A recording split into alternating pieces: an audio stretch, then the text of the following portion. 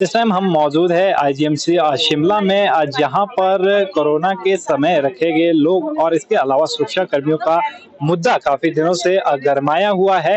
उसको लेकर जो है आज सीटू के बैनर तले जो है यहाँ पर शांतिपूर्ण तरीके से धरना प्रदर्शन किया जा रहा है। तस्वीरों में आप देख सकते हैं कि यहाँ पर जो सुरक्षा कर्मी हैं और इसके अलावा अन्य लोग जो बैठे हुए हैं वो यहाँ पर आईजीएमसी गेट के बाहर धरना प्रदर्शन पर बैठे हैं और सीटू के बैनर तले जो है आज शांतिपूर्ण तरीके से यहाँ पर धरना प्रदर्शन किया जा रहा है। काफी समय से संघर्षरत है। यहाँ पर हम जानने की कोशिश भी इनसे करेंगे कि किस तरह का जो है अंतिम बार इनकी बैठक भी जो है प्रशासन के साथ हुई थी, किस तरह का आश्वासन इनको मिला था और आज ही यहाँ पर अब बैठे हैं। महिला भी है जो 2 महीने के बच्चे को लेकर यहाँ पर पहुंची, उनसे भी बात करेंगे। मैम, सबसे पहले हम आपका परिचय जानना चाहेंगे, कौन से फील्ड से और किस तरह की परेशानियों का सामना आप करें? सर, मेरा नाम रीनू ठाकुर है। मैं सिक्योरिटी में तैनात थी सर, और मुझे परेशानी ये है सर कि मुझे नौकरी से निकाल दिया गया है और किस रीज़न से निकाला है वो नहीं मालूम है सर। रीजन आपको नहीं बताया? नहीं सर। तो अब क्या करेंगे आप इस तरीके से? सर, हमारे लिए तो यही सब कुछ है। अगर हमारे को ये नौकरी नहीं मिली तो हम कैसे करके अपना परिवार चलाएंगे, नहीं मालूम है सर। परेशानियों में जी सर। पिछले कुछ समय से जो सुरक्षा कर्मियों का मुद्दा है वो बहुत ज्यादा गरमाया हुआ है। आपकी बैठक भी जो है प्रशासन के साथ हुई थी, तो क्या बात नहीं बन पाई थी? नहीं, बिल्कुल नहीं बनी है, तभी तो सत्याग्रह कर रहे हैं।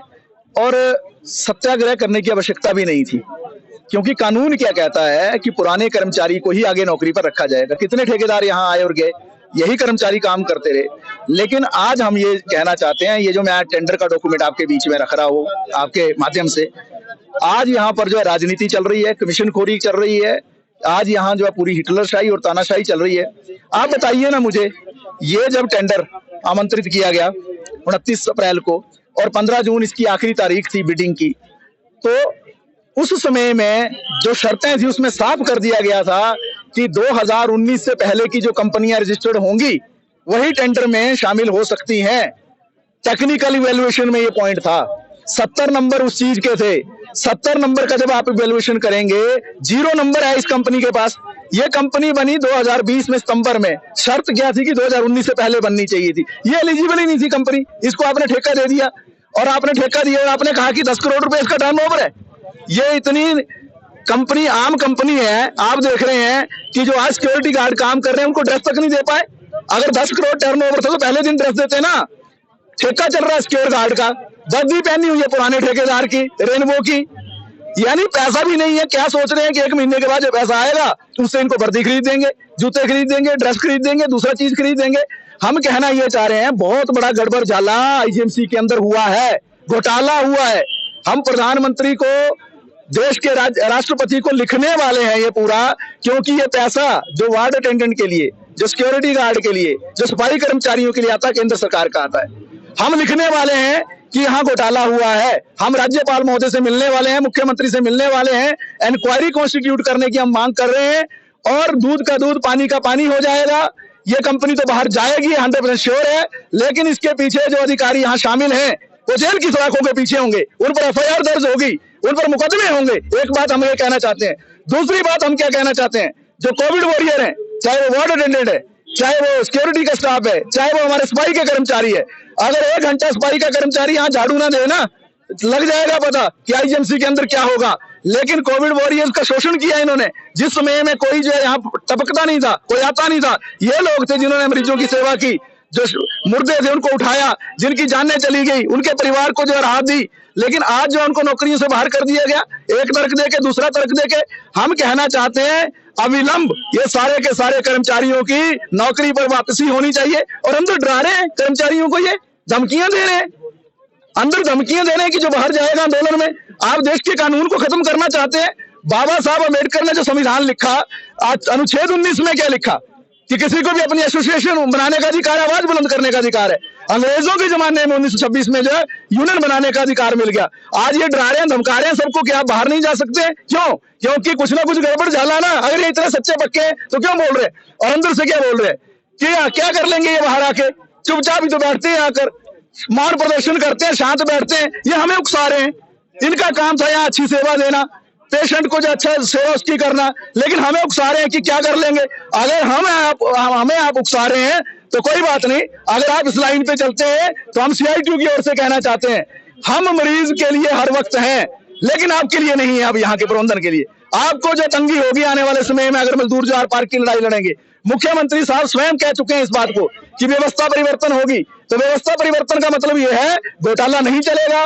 व्यवस्था परिवर्तन का मतलब यह है जिनको रोजगार से निकाला गया वो रोजगार में होंगे। व्यवस्था परिवर्तन का मतलब यह होगा कि जो कोविड वॉरियर्स उनके रोजगार की सुरक्षा होनी चाहिए। तो इसलिए अगर जो है ये हमारे से जो आंदोलन के लिए हमें उकसाते हैं, ये हमें धमकी देते हैं, तो निश्चित तौर से मैं DC महोदय और SP महोदय को कहना चाहता हूँ CITU की ओर से, आने वाले समय में निश्चित तौर से आंदोलन उग्र होगा। ये सत्याग्रह महात्मा गांधी जी की लाइन पे चल रहा था क्योंकि हम उनके फॉलोअर्स हैं, लेकिन हम भगत सिंह के भी फॉलोअर्स हैं। अगर आप चाहते हैं कि मार रोड पे गिरफ्तारियां होनी चाहिए, की है। आपको मालूम है क्या हुआ था 2019 में, 2016 में क्या हुआ था? हर तीसरे दिन मार रोड पे गिरफ्तारियां होती थी।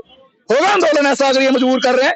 गिरफ्तारियां यहाँ भी होंगी, चक्का जाम भी होंगे, अगर कूच करना पड़ेगा तो राजभवन भी जाएंगे, ओक ओवर भी जाएंगे, सेक्रेटरिएट भी जाएंगे, जहां जहां जाने की जरूरत पड़ेगी। हम एक निर्णायक आंदोलन जो शहर के अंदर अब खड़ा करने वाले हैं, जिसकी जिम्मेवारी जो है यहाँ के जो प्रशासन है, प्रबंधन है, उनकी होगी।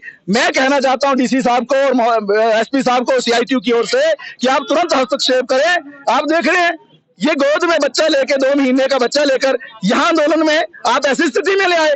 सरकार जो है कहाँ, केंद्र सरकार 2-2 साल की जो है मैटरनिटी लीव देती है, 6-6 महीने की लीव जो सरकार देती है, और इनको रोजगार से आपने निकाल दिया। इनके पति है पीछे 3 ऑपरेशन 1 महीने के अंदर हुए। आप इतने संवेदनहीन हो गए यहाँ राजनीति के चक्कर में, क्योंकि आपको प्रॉब्लम थी, आपको पुराने MS से प्रॉब्लम थी, आप उनसे लड़ते ये नए वाले MS। आप जो है कर्मचारियों के साथ क्यों राजनीति कर रहे हैं, उनसे क्यों बदला ले रहे हैं, उनके अधिकारों को क्यों कुचल रहे हैं, आप कोविड वॉरियर्स को क्यों तंग कर रहे हैं, आप उनका रोजगार क्यों छीन रहे हैं? तो निश्चित तौर से आंदोलन अब उग्र होने वाला है। ये जो अंदर बैठे हुए हैं, जो बोलते हैं ना कि कुछ नहीं होगा, सिर्फ जो है मौन प्रदर्शन होंगे, CITU के बारे में हिमाचल प्रदेश का एक एक व्यक्ति जानता है।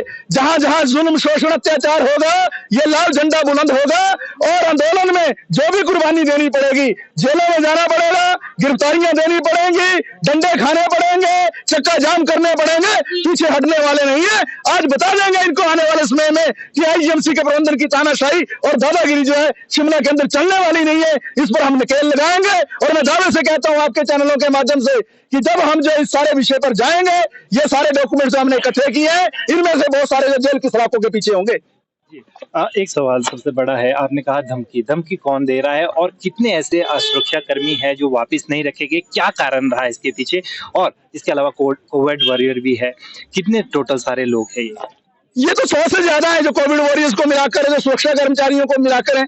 आप बताइए, 150-200 कर्मचारियों को आपने बाहर कर दिया है। आपने पूरे मीडिया में क्या प्रचार किया? हमने एक नया OPD ब्लॉक बनाया जी, बहुत बड़ी बिल्डिंग बनाई है, दिख रही है सबको, सुंदर बिल्डिंग, अच्छी बिल्डिंग है, लेकिन क्या बिल्डिंग ही रहेगी?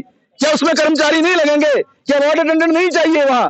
क्या सफाई का कर्मचारी नहीं चाहिए वहां? क्या सिक्योरिटी नहीं चाहिए? क्या डेटा एंट्री ऑपरेटर नहीं चाहिए? क्या नर्सिंग स्टाफ नहीं चाहिए? क्या पैरामेडिकल स्टाफ नहीं चाहिए वहां? क्या दूसरे हमारे जो मेस के लोग हैं वो नहीं चाहिए वहां? तो रोजगार पूरा संभावना है, लेकिन क्या चल रहा है यहाँ पर? ठेके की आड़ में एक तरफ कमीशन खोरी, दूसरी तरफ कम से कम आदमी रखो, और उस आदमियों के एवज में जो पैसा बचता है उसको जो हड़प जाओ, और जो अच्छे और बुरे और सही और गलत की पहचान करता है उस आदमी को पहले ही नौकरी से निकाल दो, ताकि कल को जो आप EPF में गड़बड़ी करेंगे, ESI में जो गड़बड़ी करेंगे, छुट्टियों में जो गड़बड़ी करेंगे, कम भर्ती जो आप करेंगे, कोई आवाज उठाने वाला ना रहे। तो जैसा आपने प्रश्न पूछा, कौन धमकाने वाले हैं? ये अधिकारी धमकाने वाले हैं, ये धमका रहे हैं, इनके सुपरवाइजर धमका रहे हैं। मैं इनसे पूछता हूं, आपने क्या चीफ सिक्योरिटी ऑफिसर रखा है यहाँ? क्या आपने सिक्योरिटी लगा दी? टेंडर तो बोलता है चीफ सिक्योरिटी ऑफिसर होगा, रैंक क्या होगा? कैप्टन होगा रिटायर्ड आर्मी का, या कमांडेंट होगा पैरामिलिट्री का? दिख रहा है आपको? आप कैमरा घुमाइए, कोई चीफ सिक्योरिटी ऑफिसर दिख रहा है? आपने कहा सिक्योरिटी ऑफिसर होगा, क्या रैंक रखा आपने उसका? लेफ्टिनेंट रखा। कोई आपको लेफ्टिनेंट रैंक का आदमी अंदर दिखाई दे रहा सिक्योरिटी ऑफिसर? आपने कहा 5 सुपरवाइजर होंगे, किस रैंक के होंगे? JCO रैंक के होंगे। कोई दिख रहा है आपको सुपरवाइजर? 5 के बजाय 1 रखा। क्या ठगी चल रही है? 50,000 आप चीफ सिक्योरिटी ऑफिसर का बचा के चले गए, 40,000 आप सिक्योरिटी ऑफिसर का बचा कर चले गए, 20-20 हजार के हिसाब से 5 सुपरवाइजर का आप 1 लाख रुपया बचाकर चले गए, कर्मचारियों को आपने नौकरी से निकाल दिया 30 को, तो करोड़ों रुपए तो ऐसे ही खा गई है। कंपनी भी जाली, सब कुछ जाली, ठेका भी जाली, प्रबंधन मिला हुआ है और पूरी गड़बड़ी चल रही है यहाँ पर। तो ये हम जो है कतई बर्दाश्त करने वाले नहीं है। इसके खिलाफ आंदोलन शुरू है और निर्णायक आंदोलन होगा। तो हमारे साथ यहाँ पर तो आप देख सकते हैं आंखों में आंसू है और यहाँ पर ऐसे बहुत से लोग हैं जिनकी आजीविका जो है इस नौकरी से चलती थी, लेकिन आज मजबूरन उनको यहाँ पर अब बैठना पड़ रहा है। वहीं सीटू के नेता ने साफ कहा है कि हम आने वाले समय में उग्र प्रदर्शन करेंगे अगर मांग जो है पूरी नहीं की जाती है। वहीं इन्होंने प्रशासन को भी आड़े हाथों लेते हुए धांधली का आरोप लगाया। अब देखता है ये होगा कि प्रशासन और सरकार किस तरह से इससे निपटती है या आने वाले समय में ये आंदोलन उग्र होता है। फिलहाल के लिए बस इतना ही। हिमाचल दर्पण लाइव टीवी के लिए मैं विकास शर्मा अपने सहयोगी कार्तिक के साथ आईजीएमसी शिमला से। गोल्ड या डायमंड की खरीदारी का सोच रहे हैं तो विजिट करें राजेंद्रा ज्वेलर्स, जो आकर्षक उपहार के साथ देते हैं बेहतर सेवाएं। 916 हॉलमार्क गोल्ड और डायमंड ज्वेलरी, वो भी बहुत कम बनाई की लागत के साथ। हमारे यहाँ आप खरीद सकते हैं शादी के लिए बेहतर डिजाइन से बनी ज्वेलरीज। तो आइए और खरीदारी कीजिए और कीजिए अपने को खुश। राजेंद्रा ज्वेलर, नजदीकी शून्य मंदिर, या कॉल करें 9816130423 9625682430।